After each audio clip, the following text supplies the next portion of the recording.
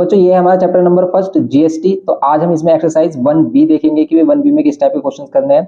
इसमें जो exercise 1A है वो हम ऑलरेडी कंप्लीट करा चुके हैं, उसका लिंक आपको डिस्क्रिप्शन बॉक्स में जो जीएसटी वाली प्लेलिस्ट है उसमें मिल जाएगा। लेकिन जब आप जीएसटी वाली प्लेलिस्ट पर क्लिक करोगे तो वहां पर आपको ओल्ड लेक्चर मिलेंगे, लेकिन उसको नीचे स्क्रॉल करोगे तो आपको न्यू लेक्चर मिल जाएंगे। तो वहां पर आप देख सकते हो कि जो भी हमने लेटेस्ट लेक्चर इस पर अपलोड किया वो मिल जाएगा। और बच्चे जो यहाँ पर रिक्वेस्ट कर रहे हैं कि भाई न्यू बुक जो है हमारी न्यू बुक लग रही है एवरग्रीन की या फिर अदर जो बुक है उनसे कराइए, तो उसको भी हम बहुत जल्द स्टार्ट करेंगे। लेकिन देखो कॉन्सेप्ट वही रहता है, इसलिए हम आपसे फिर रिक्वेस्ट कर रहे हैं कि भाई आप उसकी टेंशन ना लेके भी वो बुक कब स्टार्ट होगी।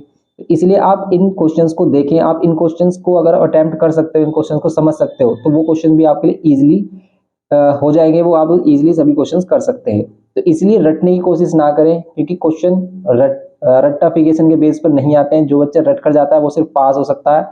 अगर आपको अच्छे मार्क्स लाने हैं तो उसके लिए आपको कॉन्सेप्ट को डीपली समझना होगा। तो इसलिए हम यहाँ पर आज उसी से रिलेटेड बात करेंगे कि भी क्या कॉन्सेप्ट कहता है एक्सरसाइज 1B में। अब देखो काफी कंफ्यूजिंग भी हो जाती है एक्सरसाइज 1B, क्योंकि इसमें बहुत सारे टेक्निकल टर्म्स हैं, तो उनको अच्छे से समझने की कोशिश करेंगे। चलते हैं इसमें एक्सरसाइज 1B पर। तो देखो 1B में सबसे पहले हमारे पास है कि भाई ये जीएसटी ऑन वैल्यू एडिशन है क्या, कि भाई जीएसटी हम क्या किस तरीके से पे करते हैं। तो देखो अगर हमारी ट्रांजेक्शन मैनी टाइम्स हो रही है, जैसे कि भाई एक एग्जांपल के थ्रू हम इस चीज को समझते हैं कि भाई क्या है सिस्टम।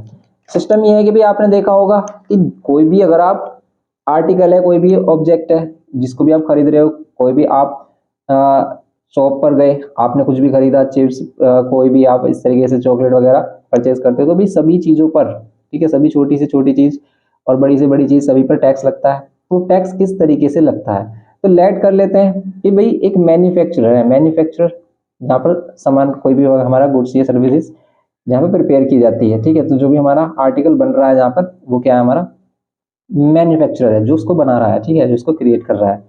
तो मैन्युफैक्चरर जैसे मान लेते हैं कि एक टीवी मैन्युफैक्चरर है, वो टीवी मैन्युफैक्चर करता है।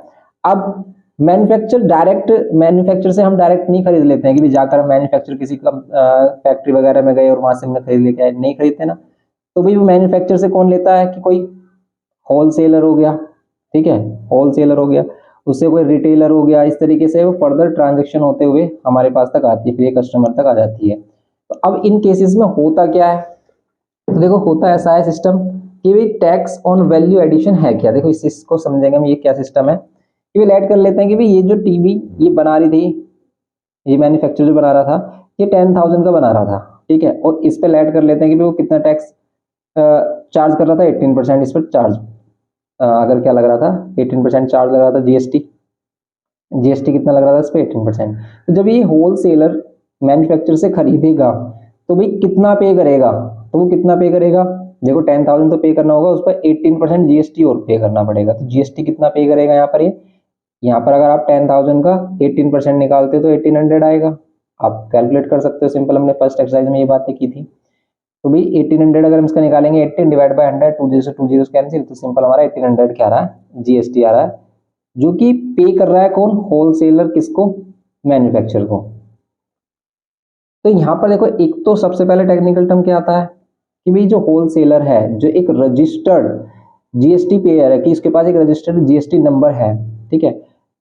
तो उसके लिए जब वो कोई भी क्या करेगा, गुड्स को, किसी भी आर्टिकल को खरीदेगा, तो उसके लिए उस आर्टिकल का कॉस्ट प्राइस क्या होगा। देखो इस आर्टिकल के लिए, मतलब इस होलसेलर के लिए कॉस्ट प्राइस क्या रहेगा, इसका 10,000 रहेगा। इस बात को ध्यान से समझें कि ये 10,000 कैसे है, क्योंकि देखो वैसे वो एक्चुअली कितना पे कर रहा है, एक्चुअली वो कितना पे कर रहा है, 10,000 तो उसे पे करना ही था, 1800 उसे जीएसटी भी पे करना था। एक्चुअल में वो 11,800 जीएसटी पे कर रहा था, लेकिन हमने इसका कॉस्ट प्राइस इसके लिए होलसेलर के 10,000 क्यों लिया, ये 1800 कहाँ पर गया। तो देखो ये जो 1800 इसके लिए जो टैक्स है, जो जीएसटी है 1800, इस 1800 को ये क्लेम कर सकता है फर्दर जब ये ट्रांजेक्शन करेगा। तो यहाँ पर जो 1800 है इसको ये आगे क्लेम कर सकता है, और इसी के अकॉर्डिंग हमारा आता है इनपुट टैक्स क्रेडिट, कि भाई इसको ये इनपुट टैक्स क्रेडिट में क्लेम कर सकता है। वो किस तरीके से कर सकता है देखते हैं हम, कि भाई ऐड कर लेते हैं, ये जो होलसेलर है इसको फर्दर सेल कर रहा है रिटेलर को। अब रिटेलर को ही कितने में सेल कर रहा है, जितने में इसने लिया है उतने में तो सेल करेगा नहीं, क्योंकि फिर उसे बेनिफिट कैसे होगा। तो ये लेट कर लेते हैं इसका, इसलिए ये सेलिंग प्राइस कर रहा है इसका कितना, इस पर ये 10,000 पर 2,000 और ऐड कर देता है, तो इस पर कितना हो जाता है हमारा 12,000 सेलिंग प्राइस बना देता है इस पर ये।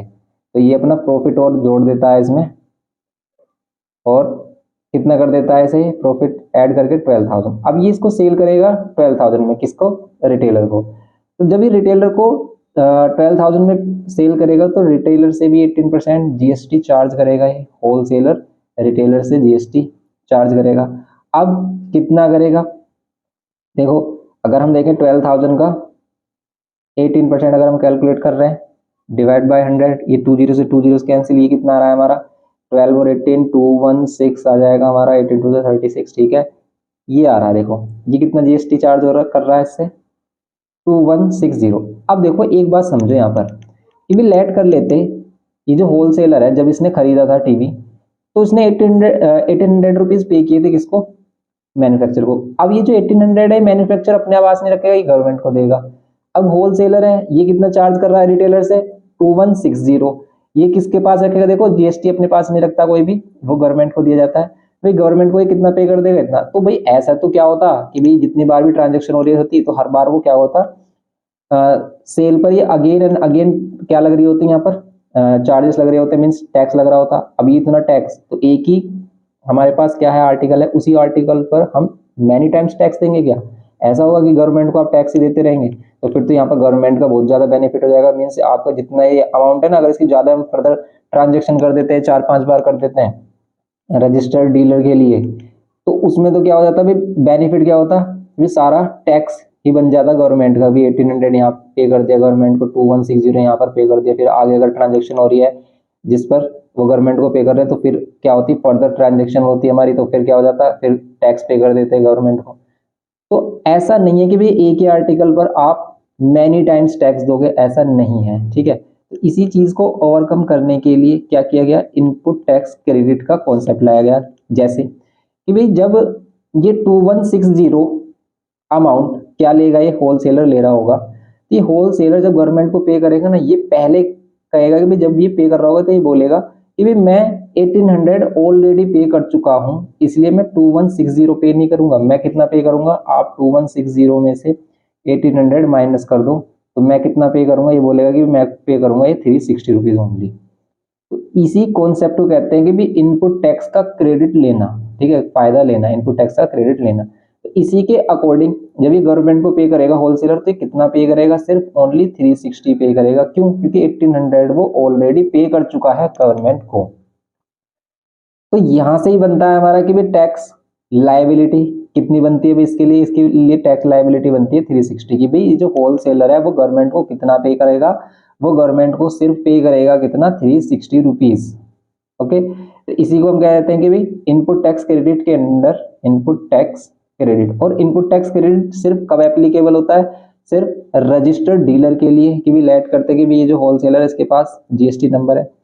तो यहाँ पर जब इसने पे किया 1800 और फिर ये अगेन चार्ज कर रहा है, ये जो अगेन चार्ज किया इसने 2160, तो इसके लिए इनपुट टैक्स क्रेडिट काम करेगा कि भी ये इनपुट टैक्स का क्रेडिट ले सकता है, फायदा ले सकता है कि भी जो इसने 1800 पे किया वो आगे दिखा सकता है गवर्नमेंट को भी मैंने ये इस पर 10,000 पे ऑलरेडी पे कर दिया है, तो मैं उसे नहीं करूंगा, मैं सिर्फ कितना करूंगा 360 पे करूंगा। क्यों, क्योंकि मुझे बेनिफिट किस पर हो रहा है, सिर्फ 2000 पर, जो उसने जिस पर प्रॉफिट किया है। क्योंकि देखो 10,000 से तो इसको प्रॉफिट नहीं मिलेगा, इसे प्रॉफिट किस पर मिलेगा, होलसेलर को प्रॉफिट मिलेगा 2000 पर, होलसेलर को प्रॉफिट मिलेगा 2000 पर। तो भाई ये जिस पर प्रॉफिट, जिस पर आप इनकम कर रहे हो उसी पर तो टैक्स दोगे, जिस जिस पर आप इनकम ही नहीं कर रहे उस पर टैक्स क्यों दोगे। तो भाई इसकी इनकम किससे, 2000 से, 10,000 से नहीं, इसको तो इसने एज इट इज दिया है दूसरे बंदे को, तो 2000 पर यहाँ पर उसने इनकम की, तो इस पर क्या देगा, इस पर टैक्स देगा, 10,000 पर नहीं। तो भाई इनकम टैक्स ये क्या कहता है, इनपुट टैक्स क्रेडिट। तो इनपुट टैक्स क्या है,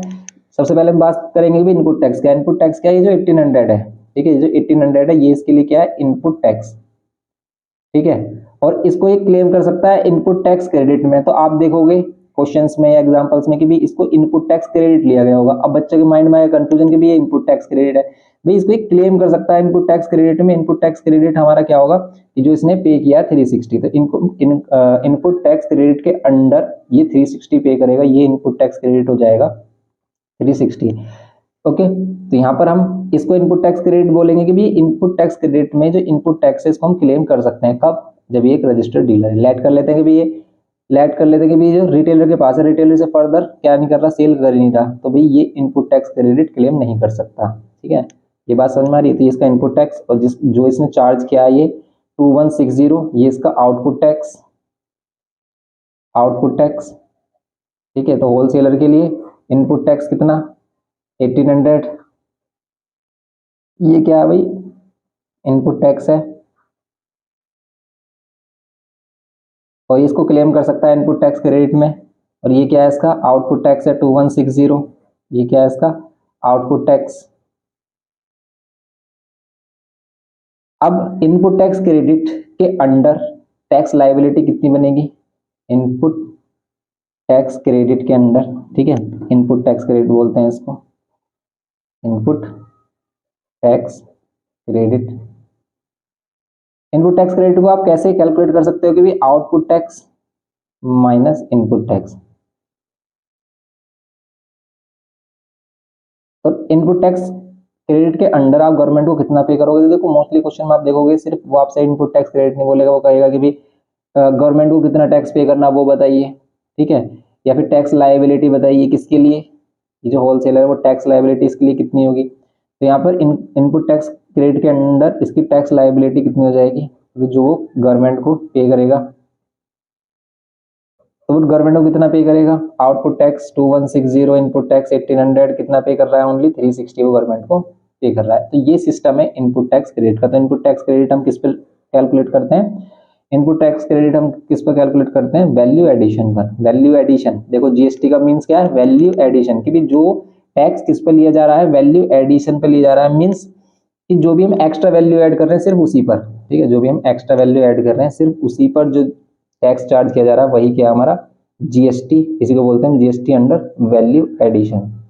तो भाई जीएसटी अंडर वैल्यू एडिशन के लिए हमने डिफरेंट फॉर्मूला देख सकते हैं कि output tax minus input tax, output या फिर कह सकते हो selling price minus cost price, की भी सेल पर जो टैक्स लिया गया है, ठीक है, tax on sale price, tax on selling, tax on purchase. ठीक है, तो ये इस तरीके से हमारे पास क्या आता है कि इनपुट टैक्स क्रेडिट कह सकते हैं इसे, और इनपुट टैक्स क्रेडिट के अंडर टैक्स लायबिलिटी हमारी ये बनती है। ठीक है, तो अगर वो इनपुट टैक्स क्रेडिट बोले तो भाई आप इसको ऐसे फाइंड कर सकते हो, लेकिन वो आपसे इनपुट टैक्स क्रेडिट कभी नहीं बोलता, मतलब वो इस तरीके से कह सकते हो कि वो बोलता है कि भाई टैक्स कितना पे करेंगे गवर्नमेंट को, तो इसके अंडर हम ऐसे निकाल सकते हैं। अब इनपुट टैक्स क्रेडिट किस पर क्लेम करेगा, ठीक है, जब वो आउटपुट टैक्स मिल रहा होगा उसका, तभी वो इनपुट टैक्स क्रेडिट क्लेम कर सकता है, कितना 1800। ठीक है, तो 1800 पर वो इनपुट टैक्स क्रेडिट क्लेम कर सकता है, इनपुट टैक्स क्रेडिट क्लेम कर सकता है किस पर, 1800 पर। इसको 1800 को मतलब कह सकते हैं कि वो इनपुट टैक्स क्रेडिट क्लेम कर सकता है, इसीलिए इनपुट टैक्स क्रेडिट कितना बनेगा इसका 360 बनेगा। इसी को कहते हैं हम टैक्स लायबिलिटी भी कह देते हैं। ओके, तो ये है इसमें हमारा सिस्टम। आप देखेंगे इसमें क्वेश्चंस में समझेंगे इस चीज को। तो देखो यहाँ पर आप देख सकते हो कि भी जीएसटी ऑन वैल्यू एडिशन का मीनिंग क्या है कि भी tax deposited with the government, government को कितना टैक्स पे करना है कि GST collected from buyer, GST paid to the supplier, GST on sale price minus GST on purchasing price. तो वही है भाई सिंपल फंडा कि भी कितना जीएसटी पे करना है, आउटपुट माइनस इनपुट टैक्स। तो जीएसटी क्या है, वैल्यू एडिशन पर लिया गया चार्ज है। ठीक है, तो जितनी वैल्यू आप ऐड करोगे जिस पर आप प्रॉफिट अर्न कर रहे हो वही हमारा क्या जीएसटी है। ठीक है, अब इसी के लिए इनपुट टैक्स क्रेडिट जो भी हमारा फंडा चल रहा है इनपुट टैक्स क्रेडिट, तो इसमें बच्चे काफी कंफ्यूज रहते हैं कि ये क्या है इनपुट टैक्स क्रेडिट। तो इनपुट टैक्स क्रेडिट कब होगा, जब हमारी फर्दर ट्रांजेक्शन होगी और रजिस्टर्ड, अगर हमारा कोई भी रजिस्टर्ड क्या कह सकते हैं होलसेलर है, डीलर है, तो वो इनपुट टैक्स क्रेडिट कब क्लेम कर सकता है, अगर उसने क्या किया आगे ट्रांजेक्शन की है और वो एक रजिस्टर्ड डीलर है। समझ गए। तो भाई कहीं कहीं पर आपको दिख रहा होगा, जैसे एग्जाम्पल लेते हैं, जैसे इसमें for an example registered dealer, if the tax on purchase is 80 and input tax is 80 हो गया and tax on sale is 100, then output tax is 100 हो गया, the input tax credit for the dealer input tax. अब इसी को क्या कह रहा है ये, then input tax credit for the dealer, कि input tax credit for the dealer, dealer के लिए इनपुट टैक्स क्रेडिट क्या है 80 है, इनपुट टैक्स को ये क्या कह रहा है इनपुट टैक्स क्रेडिट कह रहा है। तो भाई इनपुट टैक्स क्रेडिट कितना लेगा वो 80 लेगा, क्यों, क्योंकि भाई 80 रुपीज वो देगा नहीं जब वो क्या कर रहा होगा पेमेंट कर रहा होगा गवर्नमेंट को, कैसे कि भाई 100 रुपीज उसका आउटपुट टैक्स है, 100 रुपीज उसने चार्ज किया, 80 रुपीज उसने पे किया है। तो भाई डीलर को जब डीलर पे करेगा गवर्नमेंट को कितना करेगा 100 माइनस 80 तो 20 टू द गवर्नमेंट, ठीक है। तो उसकी गवर्नमेंट को लाइबिलिटी बनती है कितनी 20 रुपये देने की, और उसकी टैक्स लाइबिलिटी मतलब टैक्स लाइबिलिटी इसी को कह सकते हैं हम 20 रुपीज टैक्स लाइबिलिटी जो गवर्नमेंट को दे रहा है वो। लेकिन इनपुट टैक्स क्रेडिट का फायदा वो कितने का ले रहा है 80 रुपीज का वो इनपुट टैक्स क्रेडिट यहाँ पर क्लेम कर सकता है कि भाई इनपुट टैक्स क्रेडिट क्या है 80 रुपीज। तो इनपुट टैक्स क्रेडिट के अंडर, इनपुट टैक्स क्रेडिट के अंडर उसे कितना पे करना है ओनली 20, तो उसकी टैक्स लाइबिलिटी कितनी बनती है 20 की। तो कंसीडरिंग यहाँ पर बोल रहा है कि considering the input tax credit the tax liability on the registered dealer कितनी हो जाएगी हमारी, कितना हो जाएगा output tax minus input tax, तो कितना हो रहा है 20 रुपीज। ओके, तो बस यहाँ पर हमें यही समझना है कि भाई इनपुट टैक्स क्रेडिट के अंडर टैक्स लाइबिलिटी कैसे होगी हमारी, टैक्स लाइबिलिटी है टैक्स हम कितना पे करेंगे गवर्नमेंट को output tax minus input tax.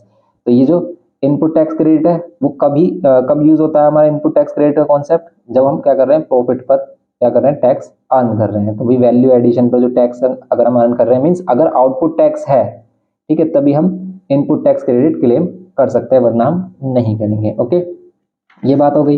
अब इसके कुछ एग्जांपल्स देखते हैं कि भाई क्या क्या बोल रहा है यहाँ पर।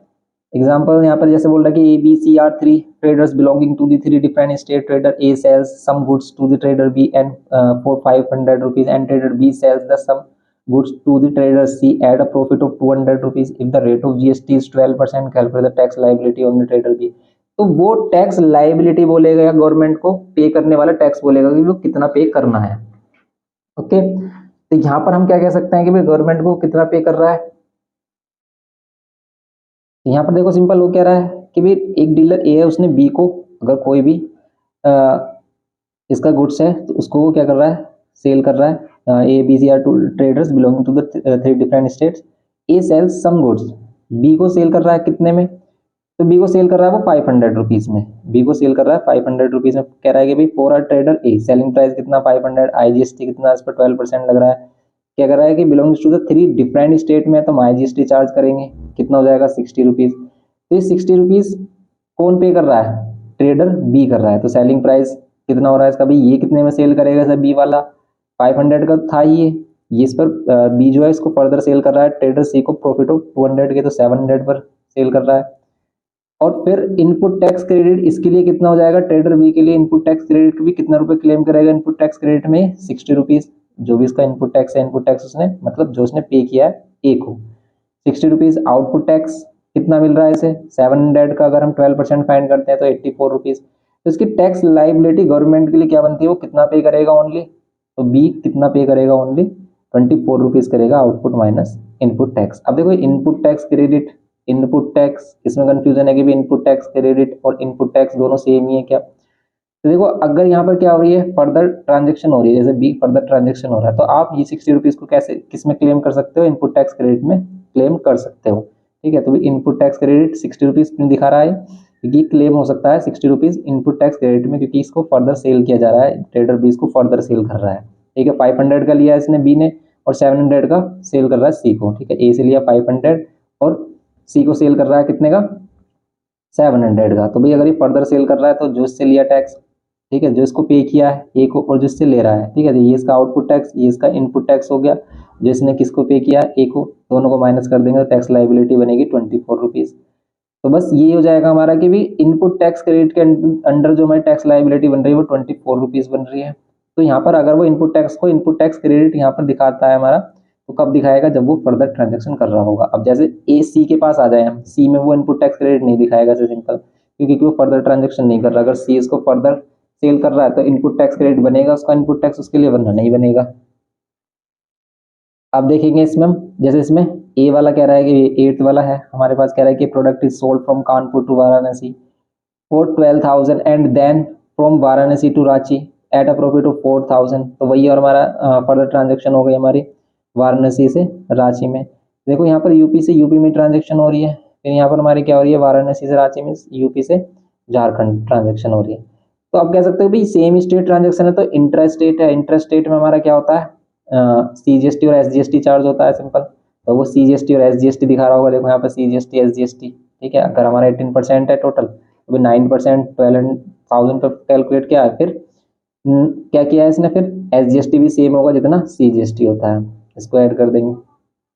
तो अभी जो हमारा वाराणसी वाला बंदा है, वाराणसी वाला, इसके लिए ITC इनपुट टैक्स क्रेडिट क्या हो जाएगा, इसके लिए इनपुट टैक्स क्रेडिट कितना रुपए क्लेम कर सकता है ये, जो इसने पे किया है, जो इसने कानपुर वाले को पे किया है, उतना रुपए ये क्लेम कर सकता है इनपुट टैक्स क्रेडिट के अंडर, ये कितना 2160। ओके, तो सिंपल यहाँ पर भी हमारा वही सिस्टम है कि भी कानपुर से वाराणसी, वाराणसी से रांची। वाराणसी वाला जो बंदा है, जितना उसने पे किया है कानपुर वाले को, वही इसके लिए इनपुट टैक्स क्रेडिट उसको क्लेम कर सकता है 2160। अब ये आगे इसको 4000 प्रॉफिट ऐड कर देंगे तो 16,000 का सेल कर रहा है।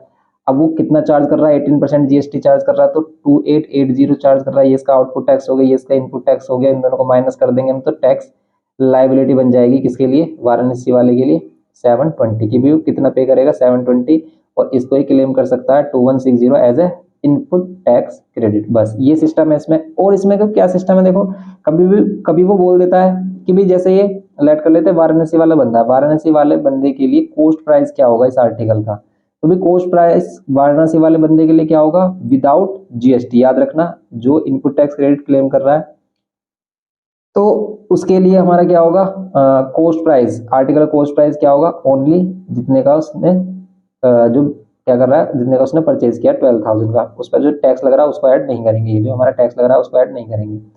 भी वाराणसी वाला बंदा जो हमारा इनपुट टैक्स क्रेडिट को वापस ले रहा है, मतलब कह सकते हो इनपुट टैक्स को वापस ले रहा है, तो उसके लिए बस हमारा क्या होगा 12,000 ही क्या होगा कॉस्ट प्राइस होगा। लेकिन अगर हमारा एंड यूजर है, एंड यूजर के लिए हमारा कॉस्ट प्राइस क्या होगा, adding GST means with GST उसको क्या करना पड़ता है, कॉस्ट प्राइस लेना होता है हमें, ठीक है। तो हम जो भी एंड यूजर होगा उसके लिए कॉस्ट प्राइस क्या करेंगे, उसके लिए कॉस्ट प्राइस क्या करेंगे इंक्लूडिंग GST। मान लेते भी इसके लिए कितना हो रहा है हमारा, ये 16,000 का सेल कर रहा है इसे, और 16,000 पर उसे कितना पे करना पड़ रहा है हमारा, जो भी इसको 18% करना पड़ेगा हमारा, अगर तो जितना ही पे करना पड़ेगा 16,000 पर, तो इसको ऐड कर देंगे तो इसके लिए 18,880 क्या हो जाएगा, 880 क्या हो जाएगा, इसके लिए कॉस्ट प्राइस हो जाएगा एंड यूजर के लिए। और एंड यूजर आउटपुट टैक्स नहीं करता, ठीक है, तो इसलिए ये इसके लिए टैक्स लाइबिलिटी बनेगी भी नहीं, ठीक है। ये इनपुट टैक्स क्रेडिट को क्लेम भी नहीं करेगा एंड यूजर वाला, जो भी कौन सा है हमारा वाराणसी वाला बंदा है, ठीक है, समझ रहे हो आप। तो देखो जैसे हम इस केस की बात करें कि भाई इसके लिए क्या है हमारा, आउट इनपुट टैक्स ये है, आउटपुट टैक्स ये था हमारा, मीन्स होलसेलर के लिए इनपुट टैक्स ये था, आउटपुट टैक्स ये था, ठीक है। तो भाई इस होलसेलर के लिए कॉस्ट प्राइस क्या होगा आर्टिकल का, तो जो इसने जितने पर खरीदा था विदाउट GST, तो इसने कितने पर खरीदा था हमारा 10,000 का टीवी, अगर वो परचेज कर रहा था तो इसके लिए कॉस्ट प्राइस क्या है टीवी का, इसके लिए कॉस्ट प्राइस है सिर्फ 10,000। लेकिन अगर हमारा ये क्या है कि भाई ये लेट कर लेते हैं, ये रिटेलर है जो इसे फर्दर सेल नहीं कर रहा, तो इसके लिए कॉस्ट प्राइस क्या होगा आर्टिकल का, इसके लिए कॉस्ट प्राइस होगा एडिंग GST विद GST की 12,000 और प्लस GST, इस पर जो GST है 2160 अगर कर रहा था, तो इसके लिए कितना हो जाएगा कॉस्ट प्राइस 14,160, ये इसके लिए क्या हो जाएगा कॉस्ट प्राइस हो जाएगा, ओके। और इसके लिए आउटपुट टैक्स क्या हो जाएगा 0, क्योंकि आगे इसको सेल नहीं कर रहा है, अगर सेल करता तो आउटपुट टैक्स इस पर भी आ जाएगा। तो ये है हमारा सिस्टम इसमें जो रहने वाला है। तो अब इसके MCQ देखते हैं कि इसमें MCQ किस टाइप के हैं, और हम क्वेश्चंस करेंगे, सभी चीजें वहां पर आपको क्लियर हो जाएंगी। जैसे कह रहा है कि भी फर्स्ट वाले में under GST value addition refers to, value addition किसको बोलोगे आप ये बताइए, ठीक है। तो GST अंडर वैल्यू एडिशन का मीनिंग क्या है कि भाई किसी भी जो भी हमारा आर्टिकल है या फिर गुड्स है उस पर cost plus tax plus profit है, cost plus tax plus profit है, नहीं वैल्यू एडिशन उसको थोड़ा ना बोलेंगे, वैल्यू एडिशन बोलेंगे जो उसका एक्चुअल अमाउंट हो, उस पर जो भी आप इंक्रीज कर रहे हो, जो भी प्रॉफिट अर्न कर रहे हो या फिर कोई भी उस पर एक्सपेंस कर रहे हो वो चीज है। जैसे कॉस्ट प्लस टैक्स, नहीं कॉस्ट प्लस टैक्स, कॉस्ट तो आएगी नहीं वैल्यू एडिशन में, एक्सपेंस प्लस प्रॉफिट, यस इसमें आएगा हमारा expense plus profit, tax plus profit नहीं आएगा, एक्सपेंस प्लस प्रॉफिट, जो भी इसकी एक्चुअल वैल्यू जैसे 10,000 का हमारा टीवी था उस पर जो भी आप लेट कर रहे हो कि भी इस पर आप कुछ एक्सपेंस कर रहे हो कि भी आप क्या कर रहे हो ट्रांसपोर्टेशन का एक्सपेंशन कर रहे हो, मतलब खर्चा कर रहे हो इस पर, लेट कर लेते हैं भी ट्रांसपोर्टेशन चार्ज इसका कितना आ गया 200 रुपीज आ गया, और फिर इस पर क्या कर दिया आपने प्रॉफिट अर्न किया 700 का, तो ये जो टोटल वैल्यू है यही क्या वैल्यू एडिशन है। तो एक्सपेंसेस जो भी खर्चा है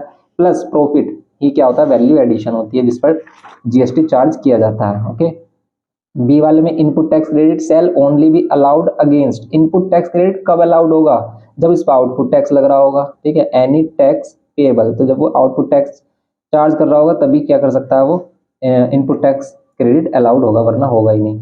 input tax credit means tax on sale, tax on purchase, tax on purchase minus tax on sale. तो tax on purchase minus tax on sale लिखा, tax on sale minus tax on purchase करता तो सही रहता है, यहाँ पर आएगा टैक्स ऑन वैल्यू एडिशन। तो ये सही है कि जो भी वैल्यू ऐड हो रही होती है उस पर जो टैक्स है वही हमारा क्या है, इनपुट टैक्स क्रेडिट है। For a registered dealer if input tax is X है and output tax is Y है, then the input tax credit कितना हो जाएगा हमारा, तो आउटपुट टैक्स ये हमारा माइनस इनपुट टैक्स, तो वाई माइनस एक्स, ये इसका थर्ड वाला आंसर हो जाएगा, वाई माइनस एक्स। ई वाले में देखो, John sells goods worth rupees 2000 to Manish belonging to the same state. John gives a discount of rupees 20%. John कितने का डिस्काउंट देता है 20% and charge GST 5%, then John gets, तो जॉन को कितना मिलेगा ये बताओ। ठीक है, 2000 का कोई भी हमारा प्रोडक्ट था, वो मनीष को क्या कर रहा है, to Manish belonging to the same state, same state से बिलोंग करता है। John gives a discount of 20%, बताओ 2000 का 20% कितना होगा, अगर हम 2000 का 20% निकालें तो इसमें आ रहा है हमारा ये 400 रुपीज़, लेकिन हम डायरेक्ट 80% निकाल देंगे तो भाई 1600 का वो सेल कर रहा होगा और उस पर 5% जीएसटी, तो यहाँ पे 5% जीएसटी और लगा दो इस पर, तो 1600 पे 500 जीएसटी ऐड करके कह रहा है कि देन जोन गेट्स, तो जोन को कितना मिलेगा ये बताओ। तो भाई देखो, अगर 2000 का कोई भी हमारा आर्टिकल था उस पर 20% डिस्काउंट देना, तो कितना बचेगा, वो 80% बचेगा। ये बातें हमने बताई आपको स्टार्टिंग में भी, आप डायरेक्ट भी इसको कर सकते हो, या तो आप 20% निकालो उसका और 2000 में से माइनस कर दो, 2000 में से क्या माइनस कर दो, 2000 का ही 20%, 20% कैलकुलेट करते आप कितना आता, देखो 400 आता, 400 माइनस करते 1600 ही आता। यहाँ पर आप डायरेक्ट 80% फाइंड कर लो, क्यों, क्योंकि एक्चुअल में हम क्या लेट करते हैं कि ये 100% है, और इसका 80% अगर हम कैलकुलेट करेंगे तो कितना हो जाएगा हमारा 1600। अब 1600 पर 5% जीएसटी और निकालो, 5% जीएसटी निकालो, कितना हो जाएगा, 5% जीएसटी निकाल रहे हैं तो 80 रुपीज़ और आ रहा है, तो भी कितना हो गया 1680, तो 1680 1600 में 80 प्लस किया 1680, कितना मिलेगा जोन को 1680, तो ये हो जाएगा इसका टोटल जो जोन को मिलेगा। तो ये इसका थर्ड वाला आंसर है, बस सिंपल ये करना है इसमें। तो आप इन क्वेश्चन को कीजिए, और अगर आपको ये आगे वाले क्वेश्चन चाहिए तो हमारे ओल्ड लेक्चर में ना ये क्वेश्चन आपको मिल जाएंगे, सेम क्वेश्चन है यही बिल्कुल एज इट इज, उनको देख सकते हो कि कैसे सॉल्यूशन किया गया है। तो आप उनका सॉल्यूशन अगर अभी करना चाह रहे हैं तो आप उसको देख सकते हो हमारे लेक्चर को, और अदर लेक्चर इस बुक से रिलेटेड कोई भी देखना चाह रहे हैं तो आप ओल्ड लेक्चर की हेल्प ले सकते हैं। और अगर आपको कॉन्सेप्ट समझना है तो हम आपको कॉन्सेप्ट लेक्चर भी शेयर कर देंगे, आप कमेंट करके बता देना, क्योंकि हमारे डिफरेंट डिफरेंट कॉन्सेप्ट लेक्चर भी हमने डाले हुए हैं, लेकिन बच्चों को मिलते नहीं है, वो उनको काफ़ी प्रॉब्लम होती है। तो आप कमेंट करके बताना कि भाई आपको कॉन्सेप्ट लेक्चर भी चाहिए, तो कॉन्सेप्ट लेक्चर मिल जाएगा, और ये सभी क्वेश्चन आपको अवेलेबल हैं। तो आप जीएसटी वाले प्लेलिस्ट पर जाइए, आपको सेकंड वाली जो एक्सरसाइज है उसमें यही क्वेश्चन मिलेंगे। बस आपको क्या हो सकता है, नंबरिंग मिसमैच हो सकती है, बस उसको थोड़ा सा कोऑपरेट करना और देखना, क्वेश्चंस को अपने बुक के अकॉर्डिंग मैच कर लेना। देखो ये फर्स्ट क्वेश्चन बनाया गया है, अगर हम देखें ना ओल्ड बुक में ये फर्स्ट क्वेश्चन बनाया गया, तो बस इसके बाद जो नंबरिंग है ये इसको फर्स्ट बनाया गया है, इसको second third and so on, आपको ये इसी टाइप से मिल जाएंगे। तो मिलते हैं नेक्स्ट लेक्चर में। वीडियो इन्फॉर्मेटिव लगा तो प्लीज़ लाइक शेयर और सब्सक्राइब करना। Thanks for watching.